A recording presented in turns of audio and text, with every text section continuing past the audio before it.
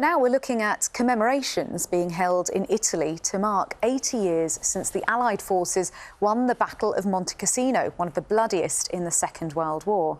Yes, tens of thousands of troops from a number of countries, including the UK, were killed before the mountaintop monastery and the nearby town were captured from the Nazis. Our correspondent Kasia Madeira is following the events in Monte Cassino. What are we expecting, Kasia, in terms of the commemorations?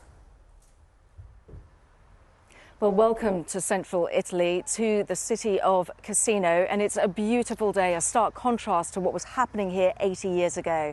There have been numerous commemorations in various cemeteries to pay tribute to the 55,000 Allied casualties who fell fighting for that monastery up there, way up there on Monte Cassino. And just to give you a little flavour of what happened here 80 years ago, have a look at my report. On a mountaintop perch, the monastery that was worth fighting for. But with heavy losses on both sides, victory came at great cost. Big Italian railway guns are ranged against the German lines by the end of 1943, Allied advances into Italy had forced the Germans back, but blocking the route to Rome was the town of Cassino. It's no longer possible to speak of Cassino as a town. This is how it looks today. The battle that took place here is often described as the most bitter and brutal of the Second World War. It lasted for more than 4 months in appalling conditions during the harshest Italian winter on record. History hasn't always appreciated the sacrifice of those who fought here. They were known as the D-Day Dodgers, mocked for missing the Normandy landings. Yet the sacrifices were high, with countries including the UK, the US, France and Poland having 55,000 casualties. The Germans suffered losses of around 20,000. Now the last few veterans are marking this milestone anniversary, recalling their harrowing experience. If you feel the same way as I do, we are a family.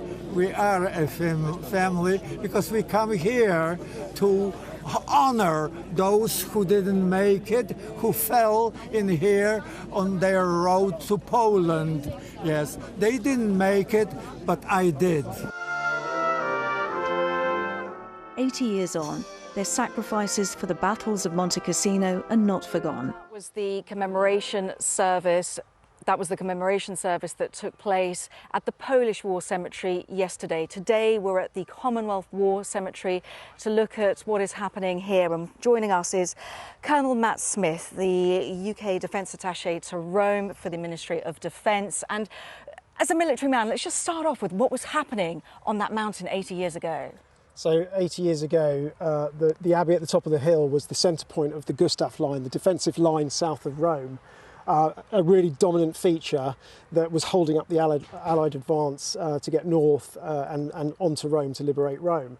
And I think you can see from the abbey on the top of the hill what a brutal fight it would have been. 4 battles over 4 months. It took the Allied forces to secure that hill at great cost to human life. I mean, here in the cemetery there are over 4,000 who rest here, and another nearly 4,000 whose graves are unfound, who are named on the memorial. And today, a particularly poignant commemoration because you have a veteran here. We do. We have 100-year-old Jack Hearn, who fought with the Fusiliers during the war.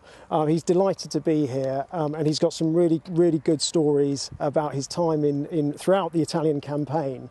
But he recognises how hard it was, and one of the things he's really keen to stress is that those that fought in Italy weren't the D-Day Dodgers.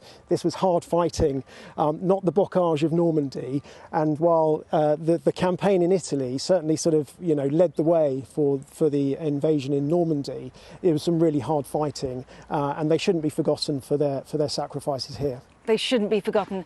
Colonel Smith, thank you so much. And that's something that you hear time and time again. Certainly when you speak to these veterans, they're so lucid when they're talking about their experience, the hand-to-hand combat that they had to do in those fights that Colonel Smith was just describing how difficult the conditions were. So these commemorations, particularly poignant, are milestone commemorations that will be, for some of these veterans, their last chance to pay homage to their colleagues, their fallen friends. Absolutely. Kasia, thank you.